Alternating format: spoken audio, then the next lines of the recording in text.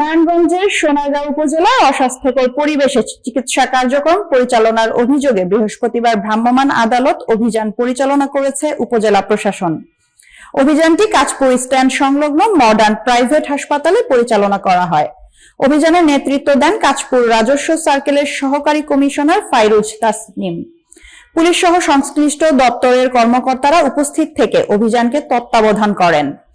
Staff reporter Mohammad নূর নবী জনির video চিত্রে বিস্তারিত। অভিযানে হাসপাতালের অস্বাস্থ্যকর পরিবেশে চিকিৎসা কার্যক্রম পরিচালনা এবং মেয়াদোত্তীর্ণ রি-এজেন্ট ব্যবহারের সত্যতা পাওয়া যায়। এসব অনিয়মের দায়ে মেডিকেল প্র্যাকটিস ও বেসরকারি ক্লিনিক ও ল্যাবরেটরি নিয়ন্ত্রণ অধ্যাদেশ ১৯৮২ এবং ঔষধ ও কসমেটিক্স আইন ২০২৩ অনুযায়ী হাসপাতাল কর্তৃপক্ষকে দুটি মামলায় মোট ১৫,০০০ টাকা অর্থদণ্ড প্রদান করতে নির্দেশ দেওয়া হয়। ফাইরুজ তাসনিম জানান, জনস্বার্থ ও জনস্বাস্থ্য সুরক্ষার জন্য এই ধরনের অভিযান নিয়মিতভাবে চলমান থাকবে। স্বাস্থ্যসেবার নামে কোনো ধরনের অনিয়ম বা অবহেলা বরদাস্ত করা হবে না।